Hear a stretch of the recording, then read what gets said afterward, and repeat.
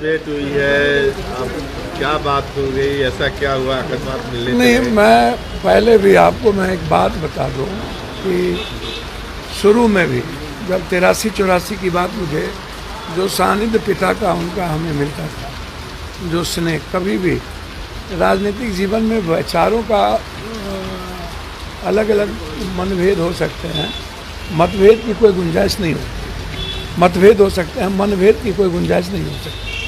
मैं हमेशा से यह कहता रहा हूँ कि देश की राजनीति में और बिहार की राजनीति में जो आम आदमी जनतंत्र में जो सबसे बड़ा लोकप्रियता होती है, वो आम आदमी को जीवन में उसके साथ एक अच्छे रिश्ते का, प्रेम का, तो लालू जी ने इस देश में सबसे ज़्यादा आम आदमी के प्रेम को भी पाया और इन्होंने प्रेम भी दिया। आज भी जब हम उनके स्वास्थ्य को देखने गए, उनसे मिलने गए, तो उन्होंने जिस तरीके से पिता की तरह मैंने जो भी बात उनसे कही, कुछ बातें मैंने बिहार के बारे में भी कही, 1 मिनट में उन्होंने गया कि कलेक्टर को फ़ोन लगा दिया। अब आज भी उनके काम करने का जो तरीका है और जिस तरीके से उन्होंने बगल में बैठा के एक स्नेह दिया, एक प्रेम दिया, मुझको लगा कि इससे ज़्यादा और किसी चीज़ की ज़रूरत नहीं है, काफ़ी है। उन्होंने पिता की तरह उन्होंने हमसे अच्छे से बातचीत की, उन्होंने पूछा।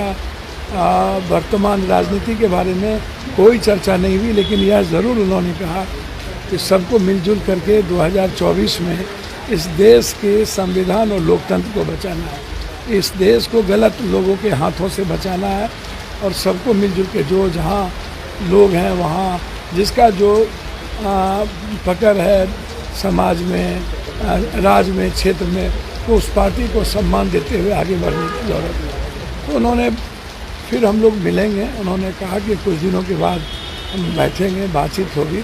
आज तो सिर्फ हम उनसे एक पुत्रवत स्नेह लेने गए थे, आशीर्वाद लेने गए थे, उनको देखने गए थे और उनके स्वास्थ्य को देखकर मुझे अत्यधिक खुशी मिली। जिस तरीके से वो लोगों से मिल भी रहे थे, लोगों के काम कर रहे थे, तो मुझको वो याद ताज़ा हो गई कि लालू यादव के 90 में आज में कोई फ़र्क मैंने नहीं दिया। क्या लगता है अब पप्पू यादव विपक्षी एकता के लिए काम करेंगे? उनके मुझे क्या एकता के लिए काम तो नीतीश कुमार जी, तेजस्वी जी, सबको करना है। मैं जब भी कोई महागठबंधन पर या देश के किसी ऐसे मुद्दों पर कोई गलत होता है तो मैं उसके खिलाफ हूँ, चाहे वो दंगा का सवाल हो, चाहे वो बेटी बचाओ बेटी पढ़ाओ में जंतर मंतर का सवाल हो, चाहे कोई घटना हो।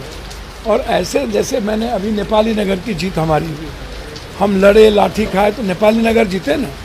नेपाली नगर, राजीव नगर की जीत हाई कोर्ट ने दिया। तो आप बगैर लड़े आप जीत ही नहीं सकते हो, अच्छे आदमी के साथ आपको चलना पड़ेगा बचा।